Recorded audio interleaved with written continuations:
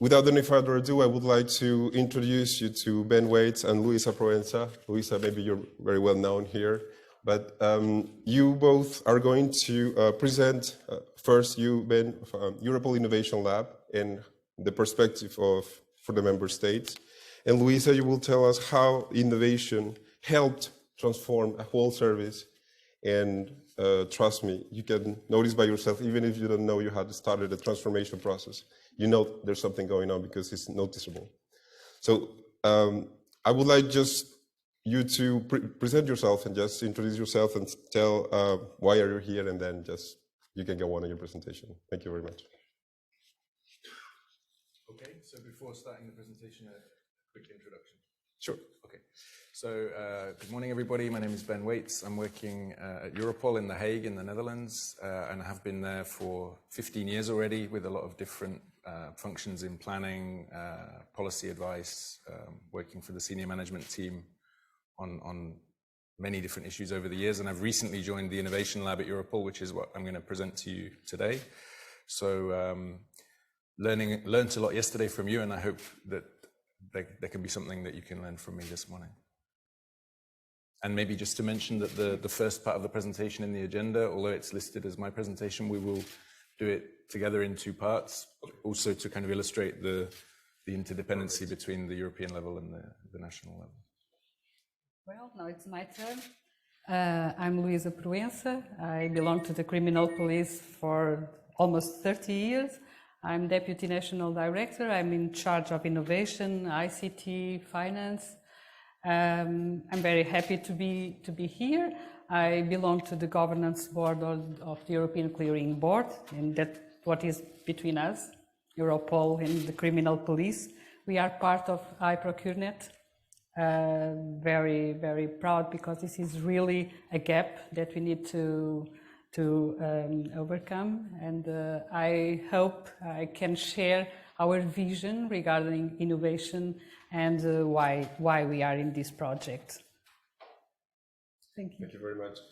So Ben, if you don't mind, you would like to present today how the Europol Innovation Lab helps law enforcement practitioners and how we can maximize the benefits of the emerging technologies to ease their daily work. So it is important for us and for everyone to know that the vision that you're applying to the operational needs of the European law enforcement community by co-creating innovative solutions based on emerging technologies and making them available for a positive impact on the fight against organized crime and terrorism in the digital age, in full respect of fundamental rights.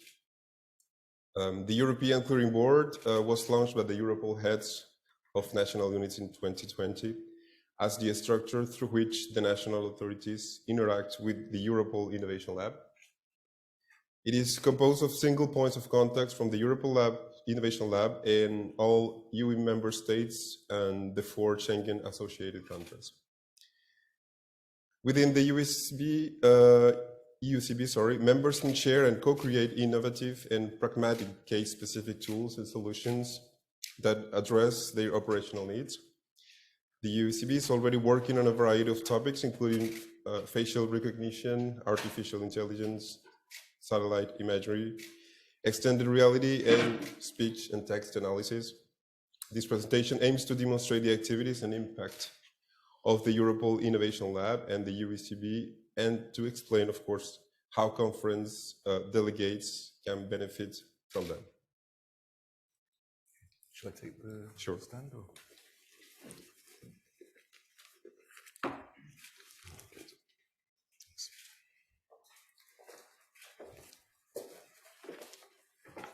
Okay, thank you, Jorge. So maybe just very briefly start with a couple of reflections about yesterday, because for me it was really a great day in terms of learning what's going on in your project, but also a lot of the issues which you're dealing with. And I was impressed by the level of expertise, and I was impressed also by the kind of constructive and positive attitude. So within my working experience, often it's perceived more like a clash between the different actors in this process of trying to get the right tools and technologies procured, and it was quite refreshing yesterday to hear people really being constructive and looking for the solutions. So I could have said more about our experience at Europol with that, but I think it will be more interesting that after this meeting, we will try to establish some contacts between the experts in your network and some of my colleagues in Europol who are dealing with the different parts, possibly using the online platforms that were presented yesterday, if everybody agrees. Maybe before I go beyond the first slide and talk about the Innovation Lab at Europol, I should just very briefly explain what Europol is all about, because although it's kind of known, not everybody is fully aware of Europol. So Europol was originally created in 1999 as an intergovernmental body, but with the same membership as the EU. And then in 2010, it formally became part of the EU governance structure as an EU agency.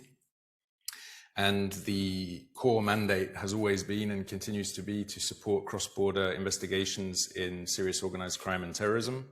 There have been some evolutions along the way, but the main concept is that within the Europol headquarters, there is a liaison bureau for every country with investigative colleagues who are working directly together on criminal cases. And Europol is providing the secure infrastructure so that the countries can communicate directly with each other and also via the Europol headquarters. The work of those national investigators is then supported by specialists and analysts who are employed by Europol, but from a law enforcement career background at that level. And they work in project teams on the main criminal priorities. I won't list them, but you can imagine the ones we're talking about: financial investigations, drug trafficking, human trafficking, and so on. And for the last 10 years, this is also directed by the political process in Brussels, based on the threat assessments that Europol provides on serious organized crime and terrorism. The Council of Ministers is also agreeing on which are the priorities in crime fighting. And then through the Commission, Europol is providing funding to specialized groups across the member states to actually work on those crime priorities, which is called, they have operational action plans on all of these priority crime areas, and Europol acts as the kind of secretariat for that process as well. I mentioned changes to the mandate of Europol, and then that will bring me conveniently to the next slide, which talks about the decision of European ministers to create the Innovation Lab at Europol. This was at the time not a change in the legal framework of Europol, but meanwhile there has been a legislative change which comes into force next week, actually, 1st of July. So let's say the political part that I want to underline is that there was a recognition among ministers and in the Commission that there needed to be a stronger investment and also coordination in innovation for law enforcement. That this was simply a priority which required more attention. And it's also a recognition that Europol was the logical place to host that lab, not to have a kind of exclusive right to work on the topic, but as a good place where the different initiatives could be coordinated and the different areas of expertise could be brought together. So I will now try to briefly explain the main functions of the Innovation Lab so that it doesn't remain too abstract for you. Although I recognize this slide, like some of the ones yesterday, might look a bit intimidating, but I'll just briefly mention each of the main functions that we have, and you'll see hopefully how it fits together.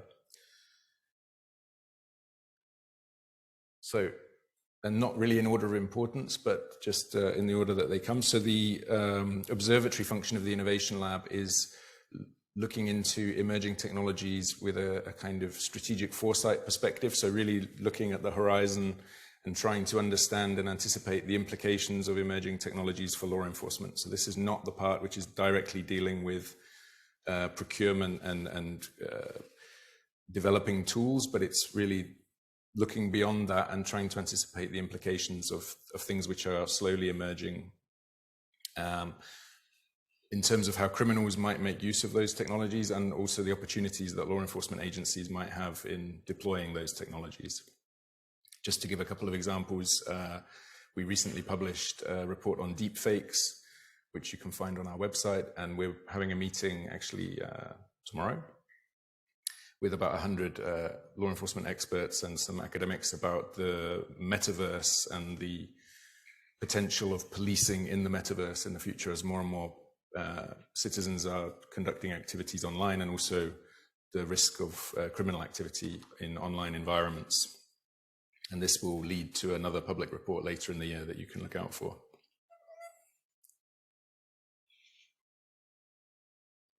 This would interest some of you, particularly the work of the lab to have regular contact and coordination with what we call the law enforcement networks, or the networks of innovators.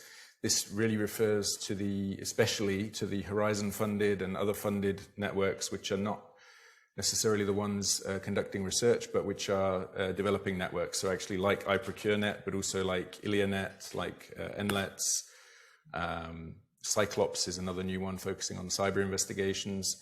And obviously each of these networks has a slightly different objective, a slightly different membership, slightly different time span.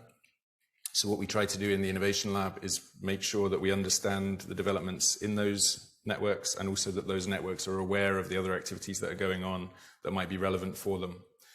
A particular, I would say, opportunity that I see coming out of this, and we've seen it recently with ILIANet, is that since all of these projects have a limited duration, in some cases they will have a kind of legacy which needs to be considered. So in the example of ILIANet, there's a knowledge factory where an online platform had been developed with a lot of expertise, and the current intention is that the Europol platform for experts would kind of inherit some of that content, so that that continues to be available to a wide network in the law enforcement community, which I think hopefully sounds quite logical, and it's an approach that we would keep in mind for the future as well.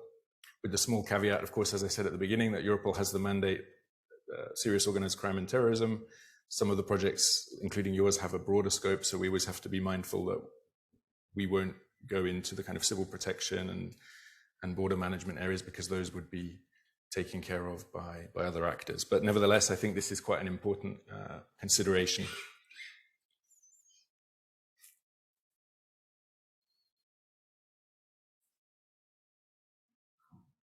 So projects, what does it mean for us? It actually means a couple of things. One is that we do have some more technically qualified people working within the lab who are working directly on the development of innovative tools that can be used in criminal investigations, typically kind of around machine learning for data extraction of various kinds, facial recognition, speech-to-text conversion, entity extraction, and so on. So that's one thing, and then obviously that's in a close cooperation with the operational teams at Europol, who are the ones really involved in these investigations, and also the IT department of Europol, which either might be trying to develop some of these tools, or would in future have to integrate these tools, if they're developed elsewhere, into an overall Europol IT architecture, let's say, or IT portfolio. But the other aspect of projects that I want to mention is that Europol is also involved in some Horizon projects itself as a consortium partner. This is a little bit confusing at the moment because of the change in the legal framework. We're actually moving from a situation where we could, in some cases, be a member of a consortium. And then in the next phase, this will no longer be the case, because Europol will have a more formal role in the evaluation of projects and an advisory position towards the European Commission. So obviously, if you're evaluating projects, you shouldn't also be submitting applications in the same scheme. That should be obvious as well. But in the current cycle of projects, we're involved in 4 Horizon-funded projects: Starlight, Ada, Grace, and Infinity. Infinity is to do with virtual reality as a support for investigations, creating a kind of, let's say, virtual crime scene, and how this can be useful for investigators. And the other 3 are really all about, again, artificial intelligence, machine learning tools that can support different investigations, mainly online investigations, so things like online radicalization and online child sexual exploitation, or the sharing of child sexual abuse material online, and also kind of big data challenge of digital evidence in general. So when digital devices have been seized in investigations, which then present huge volumes of data which has to be analyzed in the course of the investigation, we're very interested in finding ways to automate some of that process so that the manual labor of that pre-processing can be reduced and that more time can be spent on real analysis and investigation.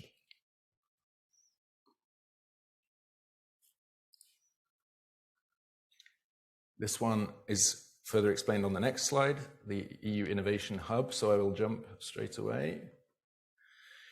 This is the main mechanism through which Europol and the Europol Innovation Lab ensure the coordination with the other EU actors in the innovation, let's say, internal security innovation. So as I mentioned earlier, the Europol mandate has a certain boundary, and we're focusing on investigative work.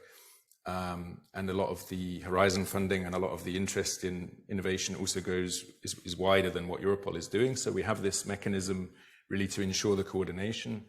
Each bubble represents one EU body. You have the EU institutions, European Commission. So in our case, it's DG Home. And it's actually the same unit which is dealing with a lot of the Horizon funding programs. So obviously there's a clear interest there that they're informed about what the agencies are doing and we're informed about what they're doing.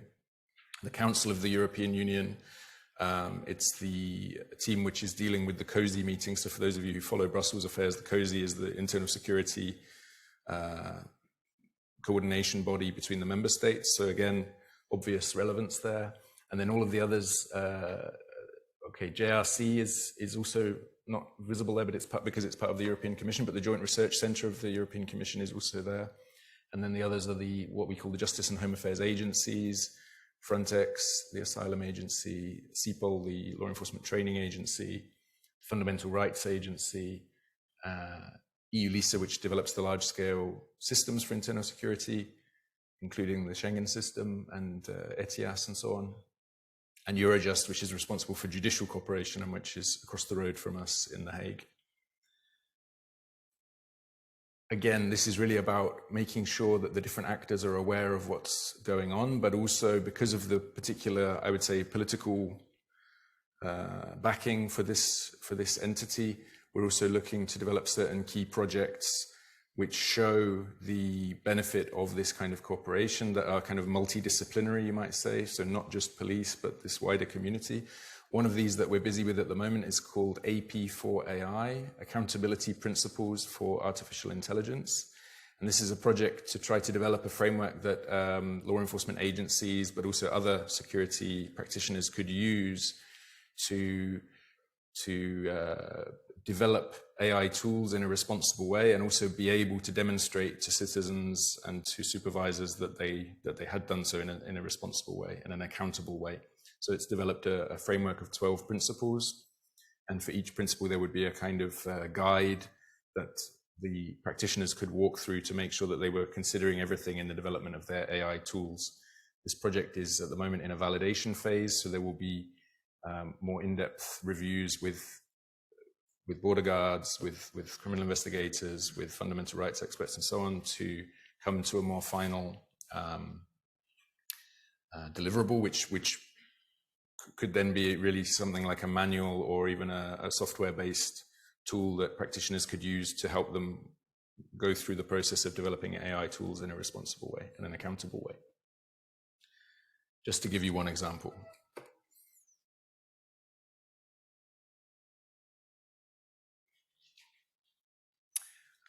The Europol Platform for Experts is not something new for the Innovation Lab. It's something that's existed for quite a long time.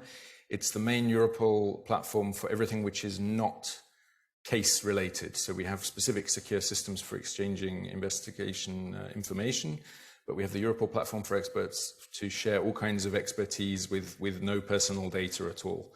And within this platform, you have many specialized subgroups, which basically manage and curate their own membership and their own content. So the idea is really to develop at the European level networks of experts who can share information, not necessarily information coming from Europol, but also coming from different law enforcement bodies. Some of these groups are limited to law enforcement only. Others have a wider membership with academia and some industry players as well. And so when the lab was created, it was logical that we would use this platform to make some of our activities available to the law enforcement community as well. I'll just mention 3 of them. The Europol Tool Repository is a new platform which has been set up so that, again, usually AI tools, but any kind of technical application which has been developed within a law enforcement environment can then be shared so that investigators in other countries can also make use of the same tool. So this requires a kind of sharing agreement with the country which developed it, but basically these are non-commercial tools, or tools which, maybe they have some commercial background, but they can be shared cost-free with other law enforcement actors around Europe. So we're up to, I think, about 40 tools at this stage, which basically investigators anywhere in Europe can go and have a look, and they can see, okay, I have, I have some evidence in Albanian. Is there a tool that's going to help me to make a kind of accurate and relevant translation and entity extraction from this? Or I'm looking for something which is going to help me with sets of facial images and so on. So this would really be potentially very useful. It's quite new, and we're in a double phase at the moment, really, of obviously encouraging more agencies to share the tools that they've developed in-house in a way that other agencies could make use of them, but also to widen the number of investigators who are aware of that tool and could make use of it themselves. So this is, I would say, probably in most of your countries you've noticed there's within the community of investigators, you have a more tech-savvy community there, and we're really trying to target them and get them interested in this. And for the even more tech-savvy investigators, we have the Europol Code Repository, which is not for kind of ready-to-use tools, but more tools in development or things which could help in the development of future tools, for example. And this is for a more collaborative environment for code development.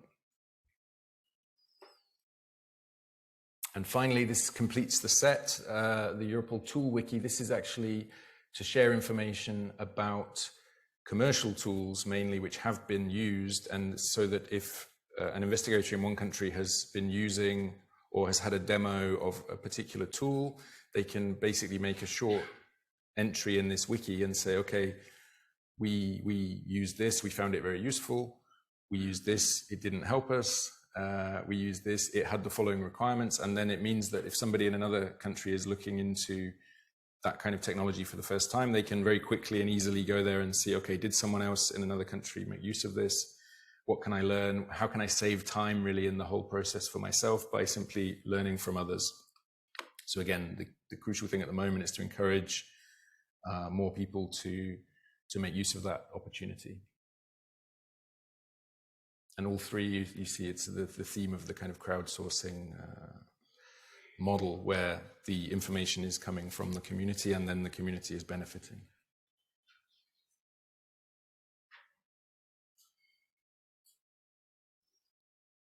Before I hand over to Luisa, the next or final thing I'd like to mention is we're also busy trying to really promote the importance of innovation in law enforcement and raise the profile and give some kind of encouragement to the countries which are taking steps in that direction.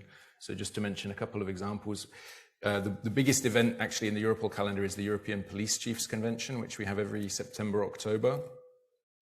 Mr. Neves, I think, who was there yesterday evening, hopefully will come to The Hague again this autumn for that big annual event. And last year at the European Police Chiefs Convention, for the first time, we had the so-called Excellence in Innovation Awards, where countries had nominated projects which they've found had a particular value in terms of innovation, and awards were given, one for real innovation in an operation, in a police operation, and one more for an innovative project within the police or within the law enforcement agency. This will be repeated this year, but on a slightly bigger scale. So if for those of you who are in law enforcement agencies, I think the invitation has just been sent out for the nominations for this year. So in case you're aware of a relevant project, please get in touch with your colleagues and submit a nomination.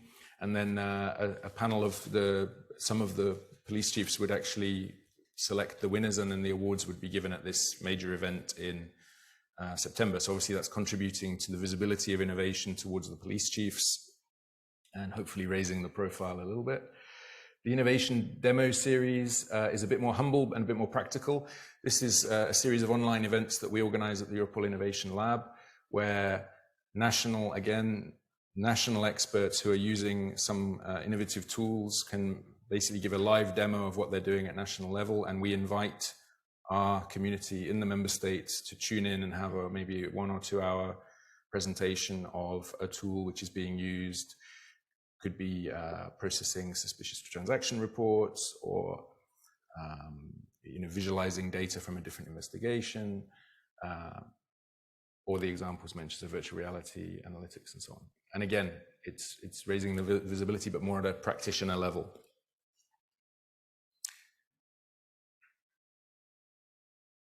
We would then move to the European Clearing Board, and then I would hand over to Luisa, but maybe just briefly to mention, it's really a case of last but not least, because this is really the crucial element of the whole thing, where Luisa and her counterparts in other member states are meeting regularly with Europol to coordinate all of this activity. But I won't say more now. I will hand over, and then if there are more questions about the Europol part at the end, we will take all the questions, I think, at the end. But for now, I leave Luisa the floor. If it's okay for you. It's okay? Well, thank you, Ben. And good morning, first of all, and thank you for being here again after a very heavy day yesterday. I think we all learned a lot. I learned a lot. And thank you for the good presentations from yesterday. Thank you, Ben, for the support that Europol Innovation Lab is providing to member states. And this is really, the clearing board, I think, is the most visible way how Europol in the Innovation Lab is supporting and providing really an assistance that law enforcement need in Europe. So some brief notes about the European Clearing Board. This is all about tools, methods, and innovation. And the concern that we have in Portugal, and I will speak about that later in Polícia Judiciária, Europol has this concern to bring all us at the same level of development. Crime is so serious, is transnational, as you know, serious and organized crime. I would like to say that Polícia Judiciária is the law enforcement in Portugal that is responsible to prevent and to fight against serious and organized crime, transnational crime. So this is really a very good alignment with Europol that makes the assessments and the analysis of what are the major threats that we face in Europe. And that's why Europol and also Polícia Judiciária have been so worried and are so worried to find the better tools, the better methods, and innovate. Innovate not because it is a fashion. Everybody speaks about innovation, but innovation is really what we must do in order to give our professionals the best tools, the best methodologies, and the best approaches to face the crime that they have to deal with. So the European Clearing Board was recently established, and it has single points of contact, as I myself, and it started formally in February last year. So you see that is really recent. We are all learning and working a lot, the most we can. I think is never enough, because we should be more engaged. We are engaged, but we don't have the time we would like to have. But we are working a lot to make visible the action of the European Clearing Board. So as Ben started to say, the EuCB has to gather all the technical all the technical requirements, if I may say like that, and to bring them to a strategic level that can, after that, be used by all the law enforcement agencies. So we have to translate research results into practice, and Horizon Europe and Horizon 2020 is really a means to achieve some results that after that we have to have them installed in our systems to bring them into practice and to make them available to the law enforcement agents. To raise awareness of ongoing initiatives and projects. So this is a very broad networks with all member states and the association, the Schengen-associated countries.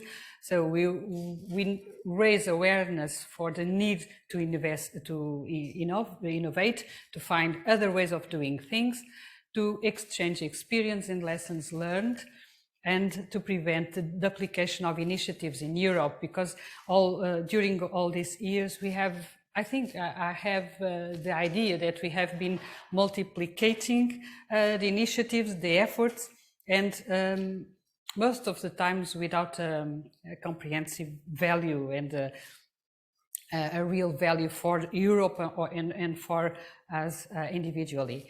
The European Clearing Board is composed by a chair, which is Christa Dern from BKA, Sven Amelink. Some of you met him last year. He was here in our first innovation conference. Chris Odur, that comes from Belgium, myself, and Jan Stelik, that come from the Czech Republic, who will now be engaged in the presidency of the European Council. So this is the clearing board. And after that, we have the SPOCs, single points of contact, and we try to liaise everybody around these themes. There is a clear workflow regarding the interaction among all of us. You will have this in our presentation. So no need to explain, but the main point is that we will share technology. Well, the main activities are the regular exchanges of experience, tools and methods. So we are always speaking about innovation in technology and in methodology. There is an exchange of requests for information. For instance, if we in PG have the need for a new tool to investigate online child exploitations, for instance, we can send a request for information to know if anybody in Europe around in these law enforcement agencies has something that they can share, or lessons learned, for instance, what to avoid in case of choosing a new tool. So this is one of the core activities of the EuCB, is to share those requests for information and try to have feedback in order to make that feedback available either to the request entity or to all the members. And also the establishing and the development and functioning of core and strategic groups. I will show you in a minute. We have plenary meetings with all, where we can share some tools. All of us can share tools. Last meeting, Portugal, we share three tools that we have with artificial intelligence. One is Balcat, is a project that is used and has been developed in our forensic lab. It's the application of artificial intelligence in ballistics. We shared that in the plenary meeting. Another one, it's Corin 3D. It's also about ballistic and the exchange of information in Europe, which has also it's directly linked to Balcat, and it uses also artificial intelligence. And the other one, it's Grify. It's from the our national unit of investigation and fight against cybercrime in the field of online sexual child exploitation, to identify images of children and young people, and to try to support the investigation of those crimes. So this is really a forum where everybody can share the tools that they consider are really innovative. Well, I spoke about this. I don't like to bother you, but Europol and EuCB and member states can propose new groups. You will see in a minute what are the groups that are already in place, and to start analyzing, discussing, whatever around a specific theme in order to arrive to a result that is made available and useful for all. And also strategic groups. The core groups are already working. The strategic are still on a strategic level and are not yet as technical as the core groups who are really engaged in producing already something. Well, here you can see the core strategic groups: facial recognition, darknet monitoring, extended reality. We are always speaking about artificial intelligence, which is a subject that matters very much for law enforcement, even because there is lots of things that are happening in European Union and may have an impact in the use of artificial intelligence by police forces and law enforcement agencies. Related to the core groups, you can see there forensic profiling of fraudulent documents, online policing, satellite imagery. I would say that these groups are already very active.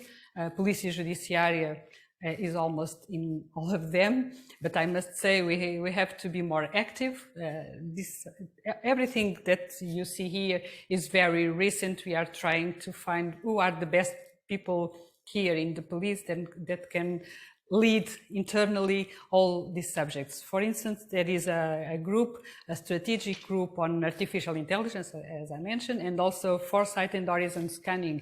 This one we relate it very closely to Horizon Europe and Horizon 2020, because it's all about trying to imagine what is the future, what are the trends, either in crime, in threats, and also in the means that police forces need to be able to prevent and fight against crime.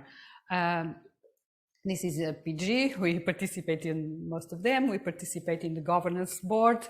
We organized the first event on innovation last year, leading innovation in the law enforcement of the 21st century. I think it was very positive, because we will have the second innovation in the Czech Republic this year. So we will have one every year. We hope so that this become regular every year, an innovation conference in one member state. And then information sharing, as I told you already. Then there is also the idea, the strategy to join, to make the link to law enforcement networks that were already established, and they have a lot of knowledge because they have worked along all the years about around many subjects that have produced knowledge that is really very important. The idea is to have all them in a complementary perspective, not to overlap, not to replace. And so I think the European Clearing Board is very important to bring everybody together and not to spoil the efforts that have been done so far. Well, sharing studies, analysis, whatever, because I don't know, maybe you all heard about NLETs, AlienNet networks that were established, and they have a lot of work done, and that is necessary to law enforcement. The problem is not of people, it's not protagonism, it's not to show up, it is to really come together with global solutions for global problems. Now, I don't know if you want to say something, Ben. We are both in the European Clearing Board. I don't know if you have something to add or if I pass. I think you did a very good job. Thank you. I think you covered everything. I mean, it's worth repeating when you mentioned that the first meeting of the clearing board was early last year, and all of these core and strategic groups have been set up within that time frame. So it's really the phase of, or I'd say we're reaching the end of the phase of setting up all the processes and the networks and the contacts, and now really hoping to get more into the delivery of the practical results. So I think we have a good, very, very good momentum, and now we rely really on the engagement with the investigators for the practical results. Okay, thank you. Sorry for having me here for so long. No, now I would fine. pass to PG. Just before you continue with your presentation, this is my mistake. I really forgot to tell you that you have, of course, on a slide for these two presentations. If you were following yesterday's presentation, you must know that we are in slido.com, and then you just type IPN 07 for Ben's presentation and 08 for Luisa's presentation. Just I wanted to remind you, because I really forgot to show you the QR code, so I'm so sorry for that. And you managed that. Yeah. The results, okay. Thank you, thank you. Now I will pass to Policia and our role in this project. Well, strategy, this is roughly our strategy. We need to focus on the identification and development of solutions and new approaches with a value to the prevention and criminal investigation. Our vision is to be able to make the transition to the digital, and this is not about turning paper into digital. This is about digital by default, I would say. We need to think about our process of work under another perspective, because we make things very complicated only because we think that digitalizing it's all. No, we want to have another perspective of what we do in our daily life. Well, interoperability, of course, either inside or with the partners with whom we work, Europol, justice system, the academy, the industry. We cannot forget that industry must be a main stakeholder, and the academy also. In the police forces, normally we think about a very closed environment, but if we don't have research, if we don't have the academy studying to find solutions for our problems, and if we don't manage to have the private sector providing us with those solutions, those technology solutions, we will not be able to bring really a value. So improve the knowledge and information sharing, and use the most of European funds. We need really to bring all the funds in order to finance our innovation. We all contribute to the budget of the European Union, so we must to take advantage the most that we can, not only because of the money, that it's very valuable, but because of the exchange of experiences and knowledge and what we have learned, and Policia has learned a lot along these years.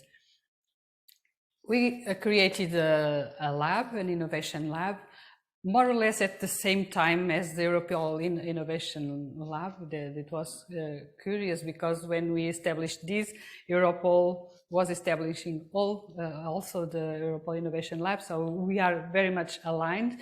And Labinov has the main objectives are to integrate technology that may come from European funded projects, namely from Horizon 2020 and now Horizon Europe, to develop proofs of concept, to try to make prototypes of solutions that our professionals need to better perform their duties, and not to go and buy solutions. Unless there is not a way to develop those solutions, we will try to make them tailored to the needs of our colleagues. Then the Labinov must be a means, an instrument to enhance the organizational, the change in culture, to be able to systematically being inventing and reinventing another way of doing things, and identifying new tools and methods, and then to promote partnership. This close link to EuCB and the Europol Innovation Lab is strategic, but also on the national level. And here we can see, more or less in a very simple way, Labinov in the middle, and here the clearing board and the EACTA. This is all about tools for layers, but there are many others. This is really a very simple way of representing. And here at the national level, those who were yesterday here and they were at the dinner, the social dinner we had, we see here Marinha, the Navy. Yes, this is one of our most interesting partnerships, because on the operational level, our professionals work very well, namely on the prevention and fight against the drugs trafficking by maritime means and channel. And also INA is also our institute that deals with training on innovation, for instance, and lots of other entities in Portugal with whom we are trying to work. Some of the projects where Polícia Judiciária participates, you see here, innovation, public procurement, iProcureNet is there. But all the others, as Ben mentioned, some of them, Starlight, AIDA, Infinity, they are all very good projects, very innovative projects, and we cannot waste the time to learn, because in Age 2020 or in Horizon Europe, we are always think about what will the future be. We are not building solutions for today. We are trying to anticipate what we will need, what our police forces will need in the next future, looking at the trends and the threats and all that Europol provides us with, the analysis and assessments. So iProcureNet is there, and this is really important for us, because we are all speaking about innovation, projects on innovation, but there was a gap. It's public procurement and pre-commercial public procurement, all these new methods for us, because we haven't used them so far, but we have to learn, because there is another way of procuring innovation, which is not in the code of public procurement. So we have been really very much involved in all the opportunities that we can find, but we have some problems here. Innovation procurement, in fact, is a challenge for us, because we are used to immediately link to the code, and the code sometimes doesn't have the answers that we need to procure. So innovation procurement is a problem. That's why we tried to participate, and we entered in iProcureNet to have the opportunity to learn what are the others doing on this subject, how can we learn, how can we internally integrate this part of the cycle of innovation, because procurement is an instrumental phase, and we cannot deal without it.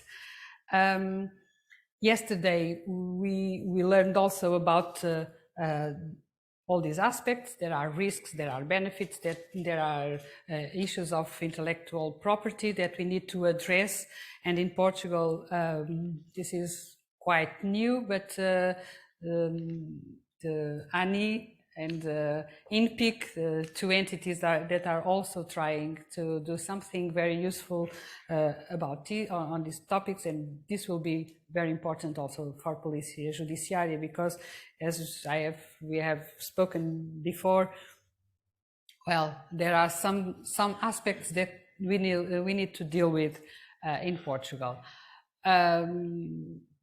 Well, these are difficulties that we face and that must be aligned with Europe. We see that other countries use very much PCP and PPI, and we still have a difficulty. I feel still a bit uncomfortable because we see a cycle, an enormous cycle, very long in time, and we need to be more agile. I think we need to go faster.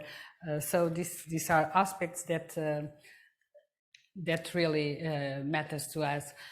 This is about the iProcureNet project. We are part of it with all those entities, 9 member states and the United Kingdom, 14 partners, and our main idea was to learn how we can procure innovation in a fashionable way and not with the strict rules of the Code of Contracts.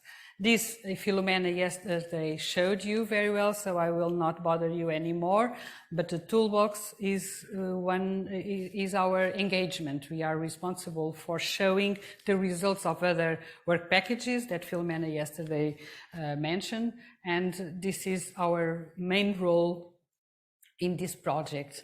This you saw yesterday also. What is the toolbox? For those who were not yesterday here, they can enter the site of iProcureNet and they will find the toolbox and all the information you need.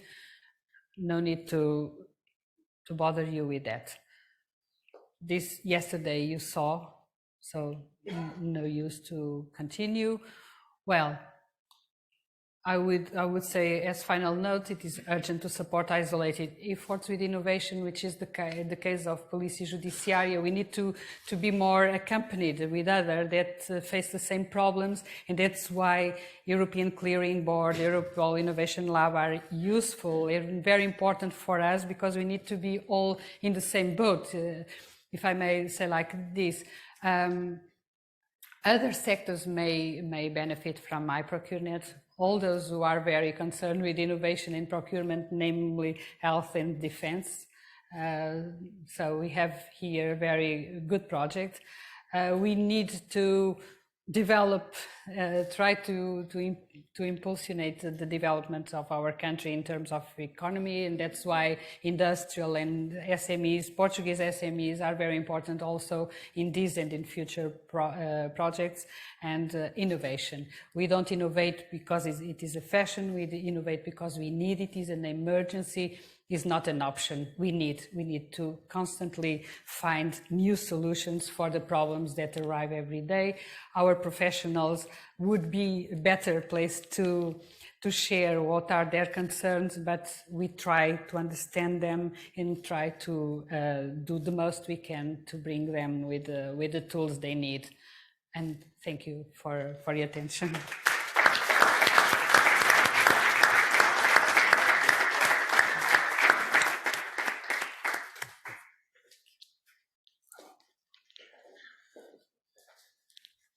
Thank you, Luisa. Thank you, Ben, for your very detailed and interesting presentation on these two entities.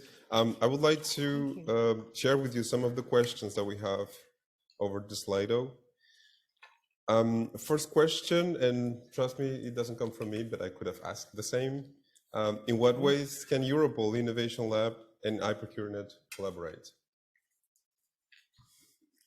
It's a good question. You hear me okay? Yeah. Yeah, this was what I was asking myself as well yesterday when I was listening to the presentations, because it was quite a discovery for me, to be honest. I hadn't really had a good understanding of the project before yesterday. I think, first of all, the fact that you're developing the online platform presents an obvious opportunity if people from Europol are allowed to go there for the public part, of course, but maybe also for some of the member-only platforms. We could think about the way that you've broken down the expertise into groups could also be quite convenient if we have people who are more specialized in some of those areas, you know, the legal part, the financial part, and so on. It could be interesting that our colleagues who are more knowledgeable than me in those areas have a direct engagement maybe on some discussions, even while not being, you know, formally partners in the project. I think we can bring a perspective which is useful, because one of the key questions, I didn't go into it in the presentation, but one of the key questions we have to think about for let's say the 3 to 5 year timeline from now is if Europol is providing a toolkit to member states. So the original kind of Europol concept was, okay, you share information via Europol, but now it's not only about sharing information, it's also about sharing technology and sharing a portfolio of tools and services. So I think there will be some, you know, there will always be some tools which the national level is procuring for itself. There'll be other things which groups of countries might do, as was described yesterday, joint procurement, but there could also be tools which Europol could actually host, and that member states would access via the Europol platform. So kind of software as a service, kind of cloud service type analogy for the future. So then the questions of procurement and joint procurement and pre-commercial procurement become rather crucial, because then it's not only a question of what can the national level procure, but then can it be made available to a European group? So I think for me, that would be the big strategic question to think about together. Thank you very much. I think that answers the question, and I think we need to explore many other options, of course, of collaboration between Europol and iProcurement, of course. I have another question concerning this time more the innovation topic. What would European Innovation Lab suggest to manage innovation or transformation uptake for a public entity? And I think I can address this question to both of you. Like, what would you recommend to one organization who is willing to do a transformation or an innovation just to? I don't know if I understood very correctly your question. What I would recommend for an innovation, I think if we are speaking about an organization, a law enforcement agency, for instance, or I think it's the idea is to come together and to identify the need and to get in contact with the Europol Innovation Lab, or with the single points of contact of the country, and trying to come together, because this is not a closed network. This is an open network for professionals in these areas. So first of all is to get in contact. Yes, perfect. Thank you, Ben. I think the Portuguese judicial police seems to be a very positive example that others can follow. I mean, the fact that they have strong engagement from the senior leadership. So it's not just, let's create a lab over here and then carry on with all our normal business for the rest, but it's really something that's integrated, or seems to be integrated, with clear support. I think that's a challenge in some organizations where they maybe tick the box. Yes, we have something on innovation, but it needs to be wider than that, and it needs to be the kind of culture of innovation as well. So people who are working in procurement, who are working in technology and security, if you only have an innovation team, they're always going to run up against brick walls everywhere else, unless there's a wider understanding. I think, yeah, that's really important, and you went straight to the point, Luisa, as well. You need to identify the needs and just ask yourself, why are we doing this? Is it important? Is it, you know, like the reason why you are going to this transformation? Just say, well, we're innovating, but how and why? Another question, this time I believe is for you, Ben. It's how does Europol Innovation Lab manages to catch new talents from universities or technology schools? That's a very good question. it's something we've thought about, but we haven't really implemented yet. But the let's say the normal staffing model of Europol is quite restrictive. Firstly, because it's from the EU, rules of staffing and so on, but also with an additional restriction, which is that many of the positions at Europol are only open to people coming from national law enforcement backgrounds.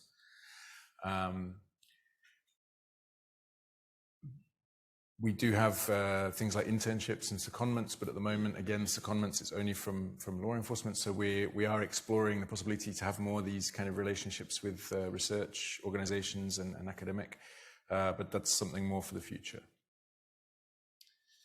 Great. Thank you very much, Ben. And I have a last question for you, Luisa.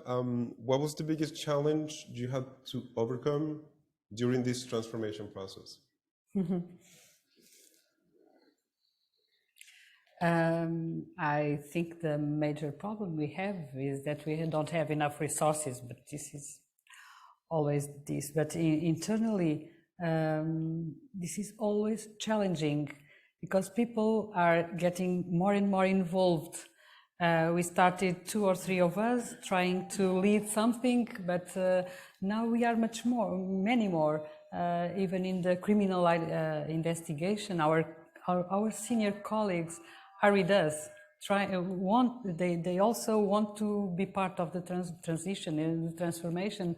So the machine is becoming more and more fluent and more working on a very good mood. So I think we will continue. So the challenge, I think, it's the engagement of people, and we are getting that, which is very good. Sure. Thank you very much. We were managing the time perfectly. Thank you guys for that, because we're perfectly in time for our break.